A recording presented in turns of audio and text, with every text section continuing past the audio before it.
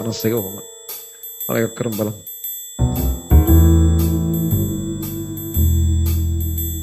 ඕගලන්ට මේ මාසේ ඩියුට් පැක් එකේ හම්බ වෙනවා මේ ඕගනික් ෂෝට් නෝට් ඩියුට් එක. ඒ කියන්නේ ඕගනික් කැන්තන් වල අපිට හම්බ වෙන ප්‍රතික්‍රියා ඔක්කොම ටික එක ඩියුට් එකකට දාලා හදපු ෂෝට් නෝට් එකක් තියෙනවා.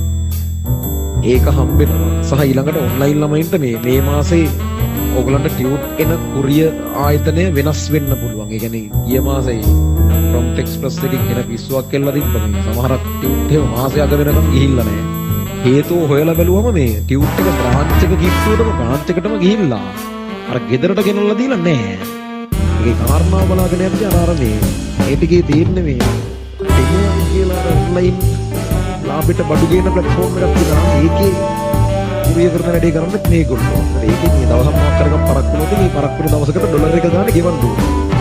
ඒක මේ ටියුට් යවනවා. ඒ ටියුට් එකේ මොනවා හරි පැකේජස් යවනවා. මේවා ඉදිරි කරලා. ගොඩාක් ගුරුවරුන්ට මේ ප්‍රශ්නේ වෙලා තිබ්බා මේ මාසේ. ලබන මාසේ අපි මුළු ඔක්කොම එකපාර වෙන එකට ගන්න බෑ. වෙන කම්පැනි එකට භාගයක් වගේ වෙන කම්පැනි එකකට දීලා ඊළඟ මාසෙදී ඒක සම්පූර්ණයෙන් වෙන කෙනෙක් කතා කරන්න තමයි හිතුවේ. එතකොට මේ දැන් අර දැනට එන කුරිය අයියව එහෙම අඳුරගෙන ඇති මින් ගොඩක් අය එන එකව දන්නා උත් දැන් ගෙවල් තියෙන තැනුත් දන්නා උත් කෝල් දිදී ඉන්න අමාරක් ගෙදරට ඇවිල්ලා දීලා යනවා.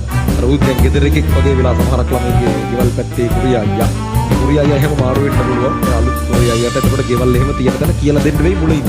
ආවරස දන්නවනේ. උට අර ඇලගාවින් මෙහෙට දාන්න පාලෙමින් උඩින් යන්න උතන බලක් තියනවා වැටෙන්න එපා. ඔය ඔක්කොම කියලා හිමීට ගෙන්න ගන්න වෙනවා උඹ.